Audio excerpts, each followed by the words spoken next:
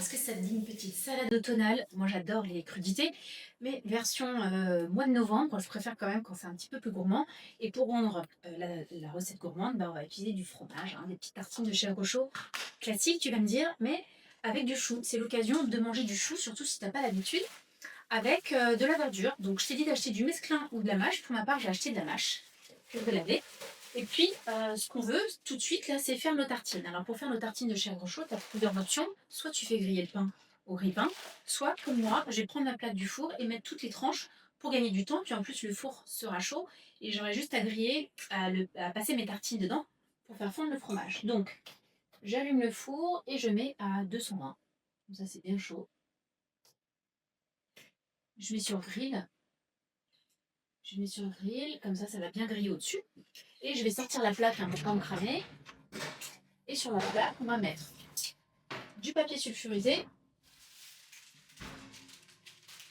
et nos tranches de pain. L'idéal pour ce type de recette, c'est quand même d'utiliser du bon pain de qualité, tant qu'à faire, que nutritivement, c'est le maximum plutôt que des tranches de pain de mie bas de gamme, tu fais comme tu veux. Voilà, moi j'ai acheté du pain de seigle, j'aime bien ça. Je vais en faire que 4, parce que pour cette recette express que je te cuisine, on n'est que 2 ce soir à la maison pour le dîner. Donc, si j'en fais pour 4, le risque, c'est que je mange tout. Parce que moi, j'adore le fromage.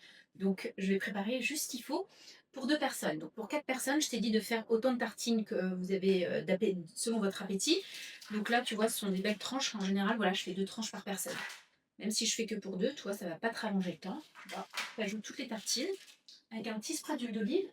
Pas obligatoire, mais avec ce spray-là, j'en mets pas beaucoup au final et ça aromatise vraiment le pain. Tu peux frotter de l'ail aussi. Là, j'en ai, mais ma fille ne veut pas d'ail. Et puis, moi aussi, ça va m'éviter une petite soirée aillée. Je fais ça dans mon four.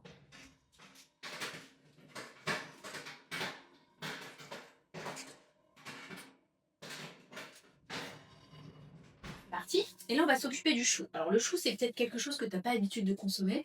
Mais moi, je vais te montrer une façon hyper. Alors, moi, j'adore. Hein. Moi, j'en mange très souvent du chou.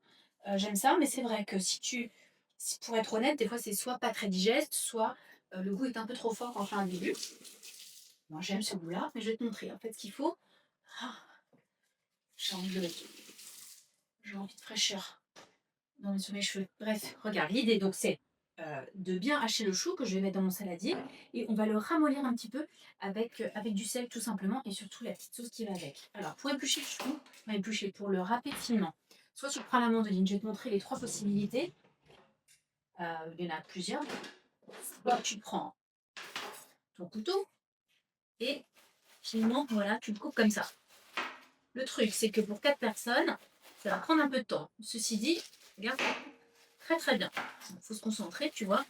Voilà. Autre option, qui demande un petit peu d'espace, c'est d'utiliser, je vais enlever la première feuille, un économe comme ça.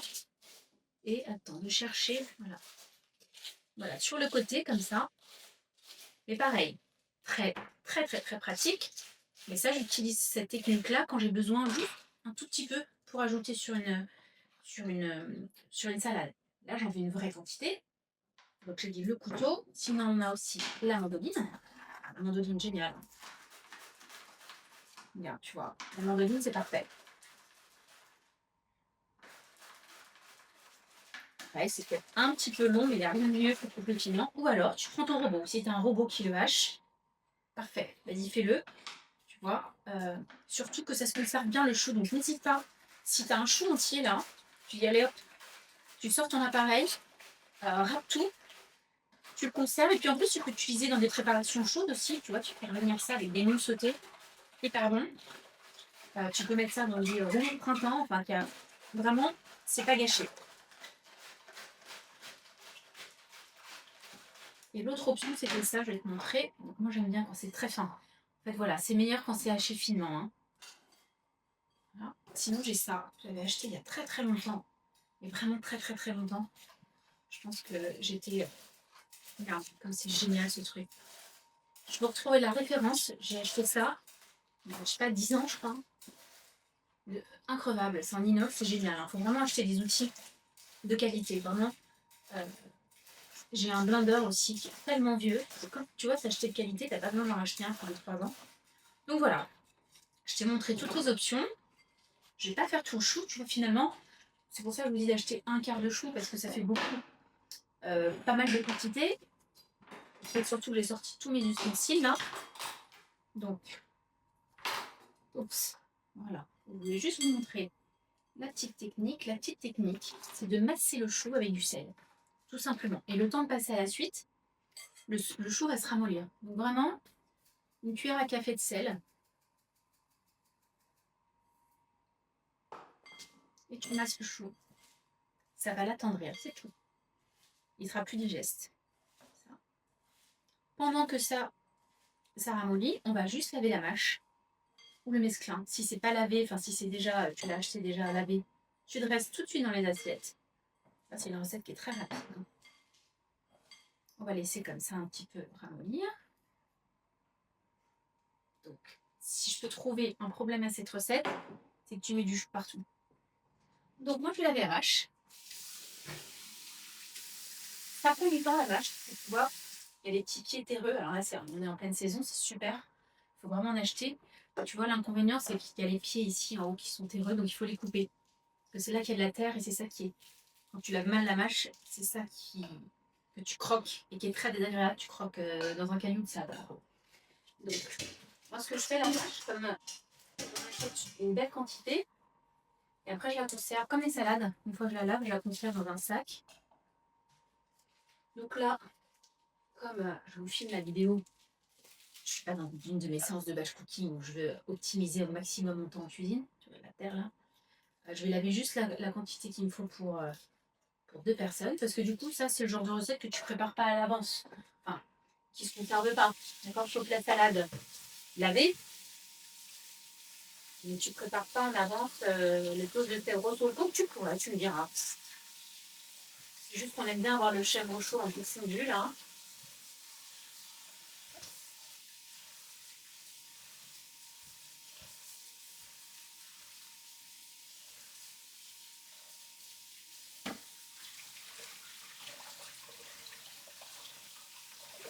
J'ai montré une feuille de conservation. Merde. Ben, j'avais pris un torchon propre parce que j'ai pas d'essoreuse à salade. J'égoutte bien ma salade et après je la sèche.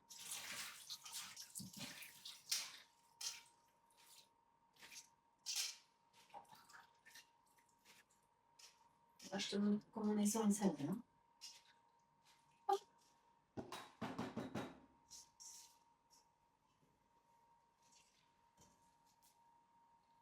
Non, ça va. Et après, je la conserve dans mon petit sachet qui est là. Voilà. Ça, c'est un sachet pour conserver la salade. Il est avec un petit filet qui permet de garder un petit peu d'humidité pour pas qu'elle se ramollisse, pour pas qu'elle flétrisse. C'est vachement bien. Donc, nos tartines, elles sont en train de griller. Je vais rincer ça. On va couper des petits morceaux de chèvre. Voilà, des petits morceaux de chèvre. Donc la quantité, encore une fois, hein, une histoire de gourmandise, d'appétit. Tu te rends compte que je vois pas l'étiquette sans mes lunettes? Cauchemar. Ah. Hop. Donc là, je vais en prendre que deux. Que deux, un par personne du coup. Tu peux même en mettre moins si tu veux. Hein. Là, moi, je te dis, parce que j'aime le fromage, donc j'aime les belles tartines. Et là, je prends mon beau couteau. Donc, soit je coupe en deux et je fais juste deux belles tartines, soit je peux couper quand quand tu as un bon couteau, tu peux couper des plus petits morceaux. C'est à toi de voir. Voilà. En attendant, parce que tout est une histoire de timing, hein, tu vois, c'est pas très compliqué. Ce qui va faire que notre salade de choux va être très appétissante, c'est la belle sauce, la bonne sauce qui va avec. Voilà. Ça donne quoi? J'ai pas pris deux cuillères. Ça donne quoi là-dessus? Ah ouais, tu vois, il se ramollit déjà. Il va même libérer un petit peu d'eau. Alors, on va laisser se ramollir encore. Et on va faire la sauce. Donc, pour la sauce, il nous faut de la pâte miso. Alors, idéalement, cette sauce, elle est bonne avec de la pâte miso blanche. Tu prends de la pâte miso normale. Si tu n'as pas de pâte miso, tu mets un peu de sauce soja. D'accord? Une cuillère à soupe de sauce soja.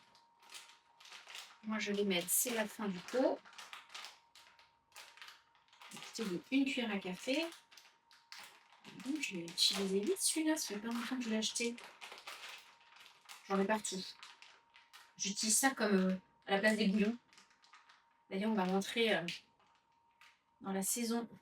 Donc, une cuillère à café. Dans la saison des. Je fais toujours mon petit bouillon l'hiver. J'attends de changer de plaque. Si tu as suivi mes histoires, j'ai du gaz dans la cuisine, mais je vais passer à l'induction. Et parce que j'aime bien faire le bouillon d'os, mais ça demande beaucoup d'heures de cuisson et je ne peux pas laisser 6 heures le gaz, j'ai toujours peur qu'il se passe un truc. Enfin voilà, ça c'était la café. Donc, la pâte miso, une cuillère à café. On va y mettre de l'huile de sésame. Alors, je te recommande d'en acheter. Si tu suis mes recettes, j'en consomme souvent. Je trouve que ça donne vraiment du goût, ça apporte beaucoup de peps à des recettes assez simples. Donc, on va mettre une cuillère à soupe. Moi, je mets 2 cuillères à café.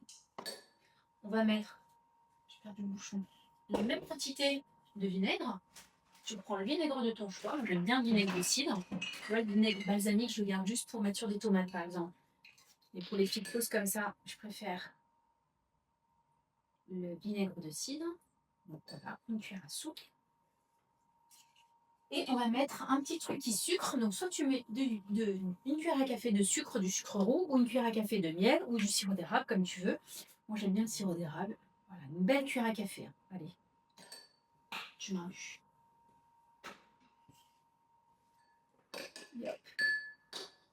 On va émulsionner tout ça.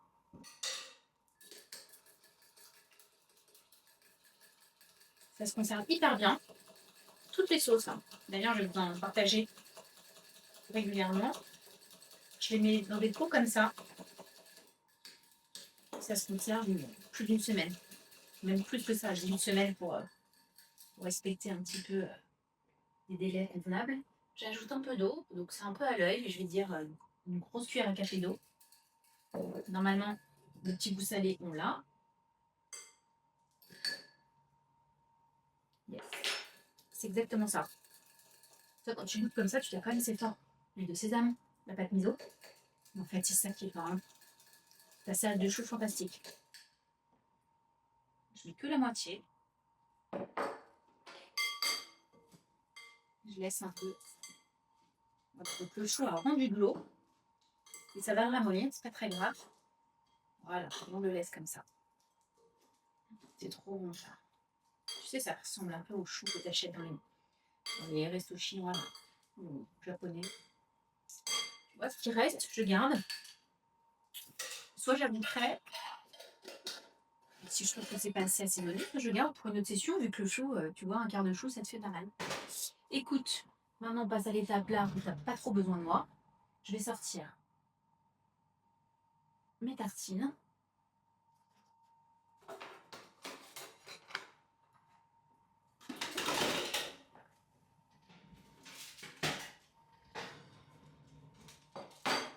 Mettre juste mon fromage alors. Tu peux faire ça aussi. Si tu veux remplir ta tartine et pas passer pour une radine avec un tout petit morceau de fromage, tu coupes en petits morceaux comme ça. Voilà. Illusion. Donc ça te fait 2 belles tranches de pain avec du fromage. Ça fait un dîner léger, mais quand même gourmand et suffisant. Hein. Et après, dans ta salade, si vraiment tu es hyper affamé et que tu as envie d'un truc un peu plus consistant, tu peux ajouter des petits légumes rôtis, par exemple. C'est ce que je fais souvent. J'ai toujours des légumes rôtis dans mon frigo. J'ajoute quelques légumes rôtis. Si tu veux des légumineuses, tu ajoutes une boîte de pois chiches, tu vois, ou des lentilles, quelque chose qui ne demande pas beaucoup pas de préparation, juste égoutter. Tu ajoutes ça dans ta salade et ça te fait tout de suite une salade au top. Alors moi, ce que j'aime bien mettre, c'est du thym et Une petite couche de miel, pas obligatoire. Moi, je vais pas mettre de miel parce que la salade de chou, elle est un peu sucrée déjà. Et tu peux ajouter un petit filet d'huile d'olive, mais là, c'est encore facultatif et tout dépend de ta gourmandise. Mais là, je trouve que c'est tout à fait raisonnable, ça. Hop.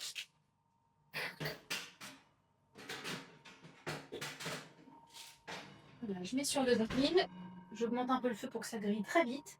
Et voilà, et on va passer au dressage, hein, pas compliqué. Un petit coup de propre quand même sur le bazar. Et le dressage, t'as pas trop besoin de noix. On va ajouter des petites noix, je vais te montrer 2-3 petits trucs pour rendre l'assiette gourmande. C'est ça, j'adore. Là, j'en trouve partout. Alors, je vais couper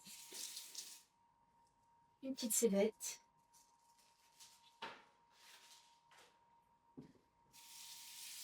Tu peux ajouter de la coriandre aussi, mais moi j'ai pas mis de date. Je vais juste mettre ça, parce que ça, à lui tout seul, c'est magnifique, coupé finement.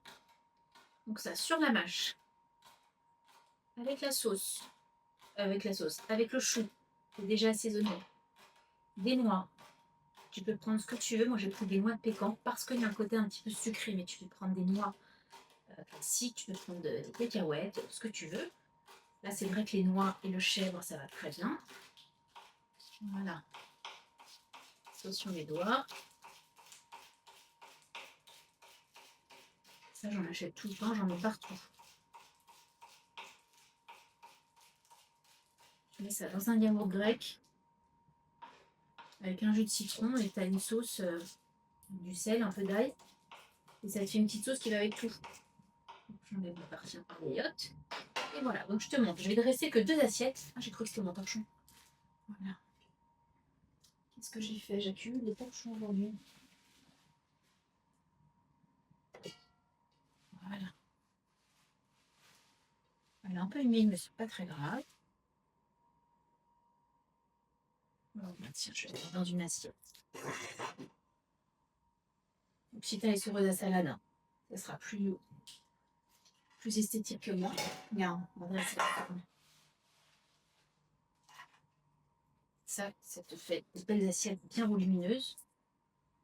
Hop, le chou, il est bien mouillé là.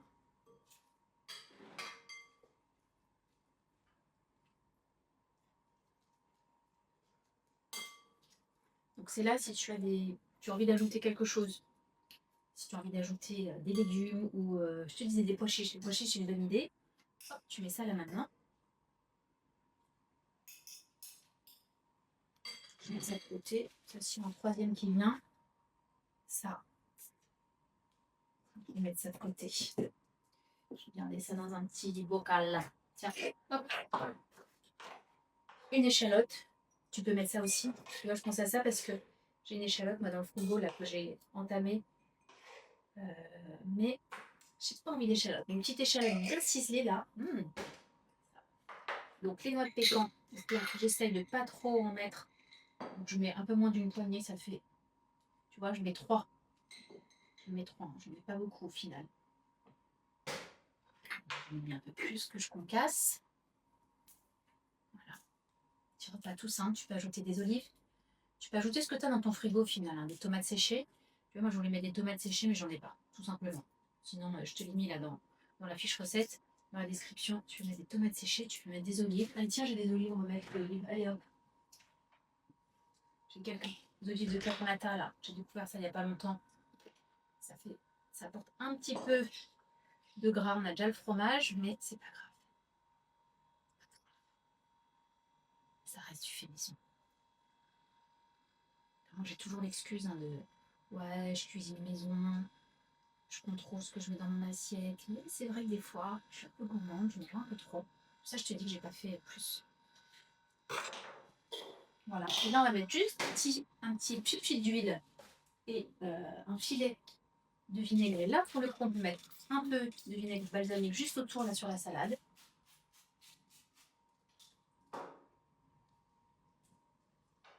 Je vérifie l'état du four. Voilà. Je vais regarder parce que ça limite. Tu peux mettre aussi de l'avocat. Enfin, tu vois, tu peux mettre un peu ce que tu as dans tes assiettes, dans ton frigo.